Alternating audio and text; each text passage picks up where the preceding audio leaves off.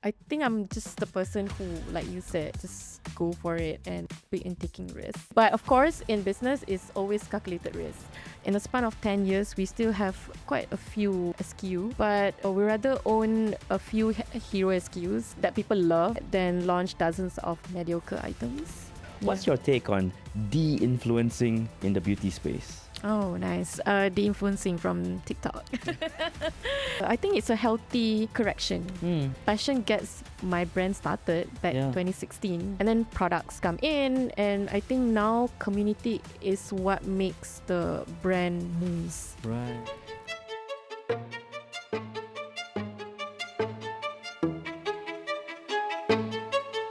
Welcome back to another episode of Life Confessions. We love the guests that we get. And today, another amazing person joins us. She's the founder of Vanity, Adlina Nadirah. Thank you for joining us, Adlina. Thank you for having me. Now, I have to say, I've never used your products, but I know a lot of people who do. All right. That's And good. do you know you're as popular as you are? I think yes. Love the honesty. Now, when you first launched Velvet Vanity in 2016, right? Yeah. You identified a gap in the Malaysian market for vegan and cruelty-free makeup. How has that niche evolved in Malaysia since then, and how have consumers' expectations shifted for you and your products? Yeah. Okay. So when we started in 2016, vegan and cruelty-free was still a niche, Yeah. I think. But today I feel like it's quite mainstream. Shoppers expect transparency about ingredients, ethical claims, and also clear product labeling. Yeah. And I think kinder testing practices. Yeah. I think now consumers are more they have a lot of information out there that they can get from social media, for example. So I think they demand traceables, sourcing, clear product labeling, like I said just now, and whether the product actually performs. Right. Yeah. Was it a personal choice that you made? Was it a personal decision on your part because you wanted your products to be cruelty-free as well? Or was it something that you heard from people around you at that point when you first began? I think both, because that's what, as a consumer, that is what I want as well. Right. So that's how it started. And I think because we are in Malaysia and the demand in halal products were also growing. Right. So I think cruelty-free and also halal, they kind of align together, but it's just that halal in terms of Malaysian, it's more on a regulatory thing. It's something that I want, and I think that's what our community wants as well. Yeah, and now almost 10 years in, you're easily a success story, I think. Really? You feel it as well, don't you? I think success is very subjective. It really depends on I think success is not something you measure on one thing, that one particular thing. I think small wins are considered success as well to me. Yeah. And before we started recording, actually, we were talking about your team, and actually you've got a relatively small team. I think that's something not a lot of people know, right? How you run on how many people? I think including freelancers and our interns, part-timers and full-time as well, we have about 10, because we also have a store at Elmina Lakeside Mall. So that also inclusive of our retail team as well. The 10 people includes your retail team? Yeah. Aren't people shocked to learn this when they find out about how well known your brand is, and yet you work on a skeleton crew? But I believe in quality over quantity at this point.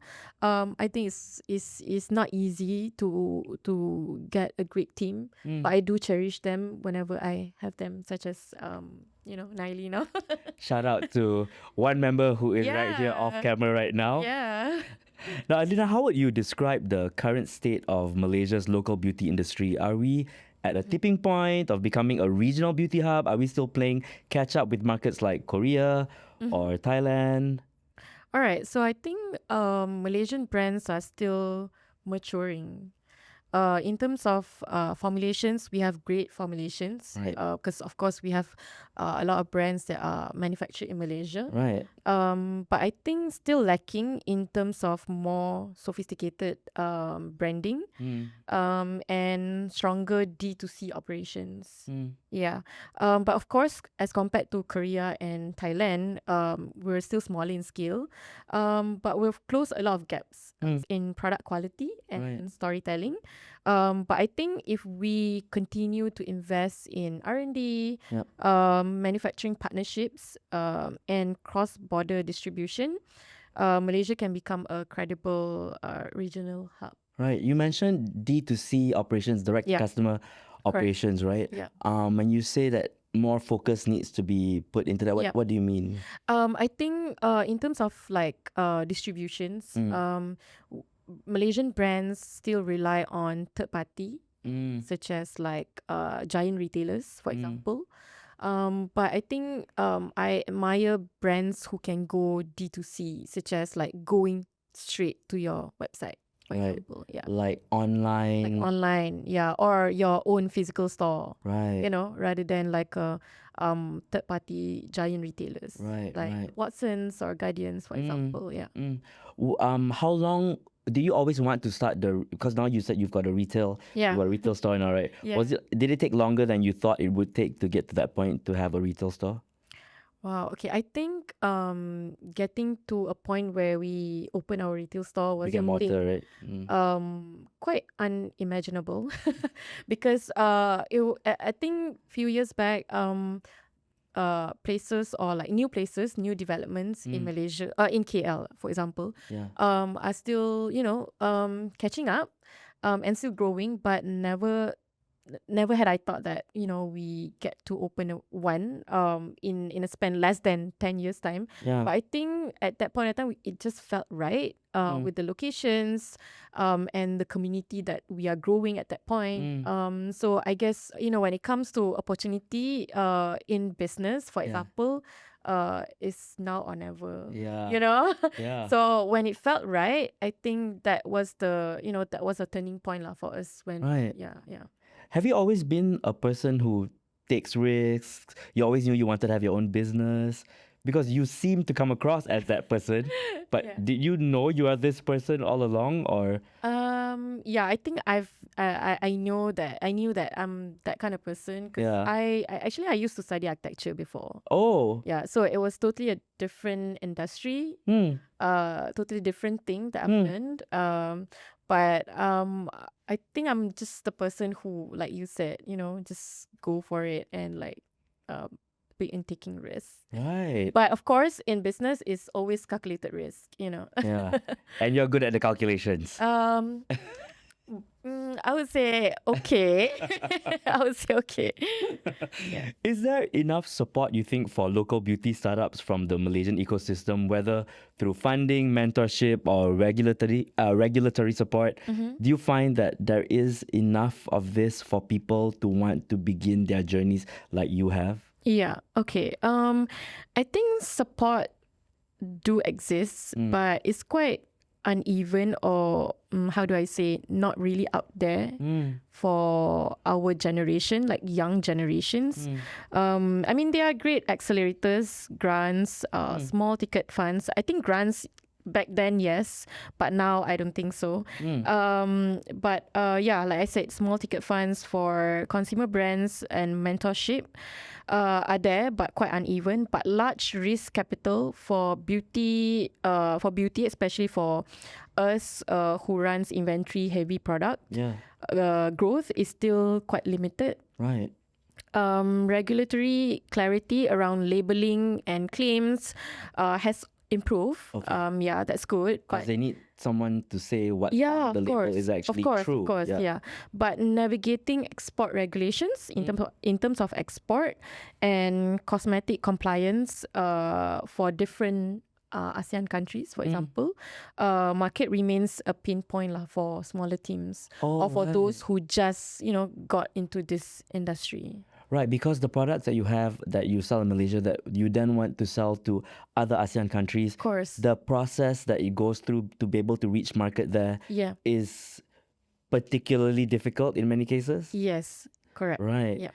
In a market with so many emerging local brands and foreign players, Yep. what has been your competitive strategy? Because, you know, in terms of positioning, pricing, and quality, because you've been around now for nearly 10 years, right? Yeah.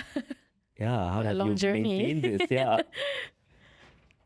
Okay, so we position Velvet Vanity as fast-free, confidence-forward makeup, hybrid makeup with skincare benefits that makes routine simpler. Pricing sits mid to premium, accessible enough for our customers to, keep on purchasing. Yeah. Premium enough to support ingredients and packaging quality. Mm. And I think in terms of quality, it's non-negotiable for us. We focus on meaningful actives because, makeup and makeup and skincare hybrid makeup products. Meaningful actives, quality is non-negotiable. Like I said just now, we focus on meaningful actives like peptides that we have in our peptide glow lip oil and hyaluronic acid in our liquid blush. Comfortable textures and clean but effective formulations. Right. Yeah. The product line is curated. I would say in the span of 10 years, we still have quite a few, SKU. Right. But we rather own a few hero SKUs than that people love than launch dozens of mediocre items. Right. Yeah. And this is what have you learned to... Have there been things that you've had to learn the hard way as you've made it through these 10 years? Sorry, come again, the questions? Because you've been doing this now for 10 years and you've mentioned how that journey that you've made, right? Yeah. Also staying true to your beliefs in the products that you wanted to make. What's been that big key learning thing that you've had so far? Wow, I think a lot in terms of I think when it comes to business, there's a lot of things that you learn along the way in terms of leadership, cash flow, products, growing community, all aspects in the business, marketing, and also operations. I think those are the key points or things that I learned along the way, and it's tough.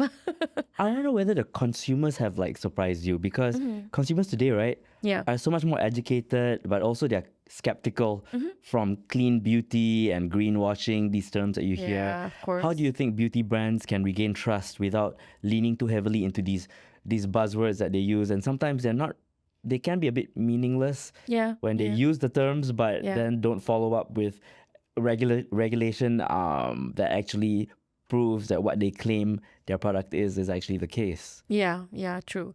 Good question. Because I think a lot of brands now claim that they are, clean formulations and all that.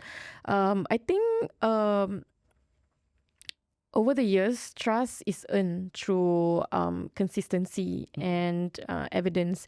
That means we publish ingredient purpose, why that particular ingredients or active matters. And clear in-house data. We test our products on real people, and show real before and after when possible, and be honest about our limitations. Right. We don't overclaim things, Explain what clean means is also important in concrete terms for products. But when mistakes happen, I think we fix them publicly and quickly, because I think right now when you said that customers are they can have all of this information online, they actually respect honesty, more than a spin, because they are smarter now. They know. They know. So to respect them, you respect your customers. Of course. And how do we address whatever issues that we are facing is through, address them publicly and addressing it probably privately to our customers if they ever reach out to us regarding an issue, and be honest and be honest with them on the problem and also limitations. And then improve along the way. Right. And that's something that they definitely appreciate, to be treated with respect and to know that the products that they're buying, the company behind it actually values them. It doesn't just treat them as a way to make money. Yeah, and actually listen to them, Yeah. Yeah. And it's also interesting to note that in the latest, especially in the last few years, Yeah. Influencers who used to sell products or push products from known brands like yours have then decided to, in many cases, start their own brands. Yeah. And then, without naming names, there have been, of course, many instances of people who have pushed their own products that then have been discovered to contain substances that were definitely not legal and not following regulation. What's your take on de-influencing in the beauty space? Oh, nice. Deinfluencing from TikTok. So I think deinfluencing is quite, I think it's a healthy correction. It pushes the industry away from a one-off hype and towards genuine products, for example. So overhyped launches create noise, of course, and erode customers' trust. If it's too loud, fewer extravagant PR stunts and more slow word of mouth marketing growth would reward brands that build real product loyalty. That said, I think thoughtful collaborations, honest creator partnerships, that genuinely believe and love your products and your brand remain valuable. The difference is intent and transparency. And I think because our brands make makeup, skincare, hybrid staples. It's something that our community love to use daily. So I think de-influencing is, try to not to, I would say, I think de-influencing generally educate the whole consumers or the industry, basically. It puts the product in front. Correct. Instead of the person that is selling the product. Yeah, right? And without you over consuming things or buy unnecessary products that don't even work for you, Yeah. Right, that makes sense. When you mention collaborations, how are you very involved in every aspect of your company that you make all of the decisions at this point? Very much still involved. All 10 of you who are in this company? Yes. You're an amazing person because it's been almost 10 years. You've survived, the company has survived. What does beauty mean to you now compared to when you first started Velvet Vanity? Has your definition of what it means evolved since the beginning? When you said survive, I mean we survived COVID. Yeah, right. The pandemic was quite a long time. I would say a clueless. If you were to ask me one question to describe the pandemic, clueless. Nobody knew how to deal with that. Exactly. And especially in a fast-paced industry like us, trends shifted very fast. I mean, the next day when the COVID was lifted up, the lockdown was lifted up, trends or consumer wants shifted, right? And it's very quick. When I started beauty, I think I felt it felt very product centric. Okay. Create good formula, make it all look pretty, sell, and that's it. Yeah. But after all these years, I think I've learned that now beauty is more holistic. It's confidence work, routine simplicity, for us, and how a product fits into a person's life. It's not just a product. Right. Beauty for me now is designing small rituals that uplift, in your everyday or everyday routines. And it also involves our community. The growing community is what I mean. Passion gets my brand started back in 2016, but and then products come in, and I think now community is what makes the brand moves. Right. Yeah, it creates movement. Because first you believe in your product, and then people believe in your product as well, and that's what's kept it going all these years. Yeah, and we have a lot of competition. New brands are coming in locally and also globally. entering Malaysia. Right. But I think now I've learned that it's not just a product, it's the community that drives the brand. Right. Yeah, it's the voice of the brand, Right. It's like the brand has become a friend Correct. to the consumers already. And like you said, it's become a part of their routine, and it's a joy to use the product. So Yes. they're happy. It's like a comfort to them to be able to use it as well. Yep, that's right. And at the end of the day, we want things that are quick, easy to use, comfortable, and at the end of the day, I think skincare benefits are important beneath the products, makeup products, But it's not just meant to cover. Yeah, It's meant to also improve. Yeah, and work. In the long run. Right. Yeah. Oh, no wonder so many people believe in your products and support you as well. In this journey of yours, can you recall a moment where you seriously questioned whether this is all worth it, and maybe even came to the brink of giving up? Oh my God. Yeah, you mentioned COVID. I think there have been many late nights, many late nights, tears, whatever you call it, tears, blood, sweat, cash flow scares, of course, and moments when growth seems stagnant. And I wondered if the sacrifices were worth it.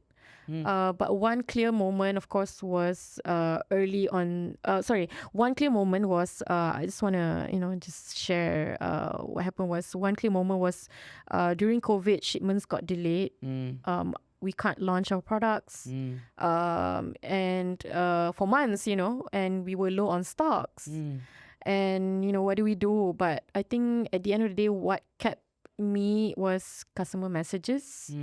And notes saying that they, can't, stop using our products, can't live without our products. Yeah. And I think for me is a stubborn belief that we as a brand, we were solving a real problem with products that people use every day. Right. The combination of, community and product love kept us going. Right. And I think in business, there's always ups and downs. It's inevitable. So it's something that, we have to,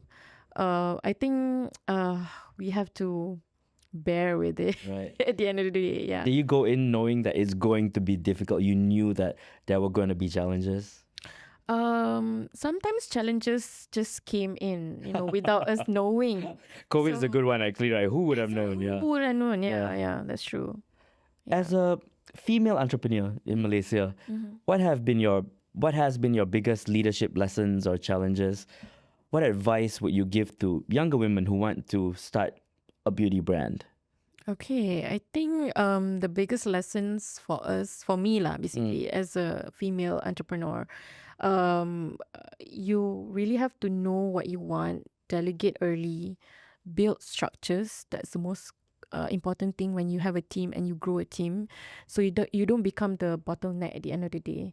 Learn to say no to things that are unclear, distract from product market fit. Right. Like for example, just want to share with you, before COVID, we said no to giant retailers. Can you imagine that? Like, wow. If we were to say yes before COVID, I think things will, so different. Yeah. So when things just don't feel right, because at the end of the day, only you know what works for your brand and what your community wants in terms of your products. So when it comes to, you have to learn to say no on certain things. Yeah.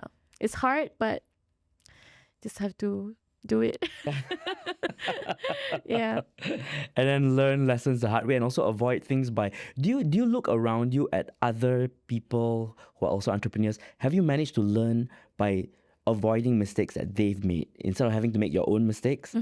Like, do you look around you and avoid mistakes other people have made? Of course. Yeah, of course. Yeah, we look up to, we in this industry, globally or even local, we do have brands that we look up to, or not just beauty brands, maybe fashion brands as well. So we do read about them, and at the end of the day, learn about the mistakes that they did. Yeah. Like, we won't do that. I know. It's so scary. Just want to add on. I think in terms of challenges, I think that was the lessons. But in terms of challenges, balancing cultural expectations around rules and time, especially now that I'm a mom of one, is very challenging. But sometimes needing to be louder about our credibility in if it's a male dominated funding rooms lah, for example, you have to be louder, Right. because at the end of the day, like I said, you know what works for your brand, and you know your products better than anyone else. And just now you also asked about advices, right? I think one advice that I can, give, just simple advice, just start small. Start small, prioritize product excellence, find peer founders, like you said just now, other entrepreneur friends that have the same wavelength as you. And that helps as mutual support, I would say, and protect your time. Leadership is not, I think leadership is a long game. It's not a sprint. Right. And 10 years of doing this definitely exemplifies that. You said you're a mom now of a 1-year-old. Congratulations. No, she's 3 this year. She's 3 already. Yeah, I know. That being the mom of a girl even makes what you're doing even more, I guess, pivotal, and it means even more. I would think, because girls are growing up and learning about what it means to face the world and also use beauty products that also have benefits. What's one truth about the beauty industry you wish more people, especially young girls, really understood, especially now that you're a mom of a girl that's growing? Yeah, technically I have 2 kids. You've got 2 girls? Velvet Vanity and also one. That's right. 2 babies. Your first baby and then your real baby. Yeah. So I think one truth about the beauty industry, I think I wish more young girls understand, product and routine consistency beats chasing trends. Because I think we have been doing simpler routines way back, during or even before COVID, and which is what you've always been championing. Yeah, and we are staying true to ourselves, to our brand. Great skin and a signature look come from reputable habits and well chosen staples. At the end of the day, not a drawer full of single use viral products. Just because it's viral. And then it doesn't even work, And you see that happen all the time. Exactly. And it's such a waste, I believe in investing in a few quality basics, not just beauty products, even fashion. I'm more mindful in what I buy. Like, I invest in quality pieces and make sure that I have staples instead of something that's trendy and it doesn't even trendy anymore. Next month, for example. And I believe in quality basics, definitely. Right. Looking forward over the next 3 to 5 years, what is your vision for Velvet Vanity? Next year is the 10th anniversary. I know. Yeah. Time flies. Yeah. It's been a long journey. Yeah. I think in the next 3 to 5 years, right? 3 to 5 years, we'll of course double down what we do best, our hero SKUs, fast free hybrid staples that feel like skincare and perform like makeup, for example. We'll stay true to what our brand believes, simplicity. Practically, that means expanding our hero SKUs range thoughtfully, strengthening regional distributions. Why not? And scaling our retail experience, because now we have one retail store already. It was open last year. Hopefully more in the future. Yeah. And one thing, I think, because now we outsource our fulfillment, and I really look forward to bring it in-house back so we can control margins and speed delivery. Delivery speed. There's so much that has to be done, even though you're so deep into it already? There's always, like, you think that okay, so for example, because I think when it comes to business, we're always solving problems every single day. You think one problems have solved, another one comes the next day. So Right. we keep on, because I always tell my team that, you will always solving problems every single day. You think one is done, but the next thing, Right. come the next day. Yeah. Amazing. Yeah. Okay, Adlina, we've come to the rapid fire questions part now, which is where you share what first comes to mind. Okay. And it's just what you're thinking at this point, right? It could change later in the future, but at this point. Okay. Ready? Okay. Okay. Okay. What's a product you always have in your handbag? Definitely. I have a lot, but one thing, if you ask me one thing, it'll definitely be our latest peptide Hydra Matte lipstick. I can't live without it. Lipstick. Got it. Yeah. One word you would use to describe yourself? Yeah, I had this thought last night. It's like, trying to find myself to answer this question. One word, huh? One word is resilient. Wow.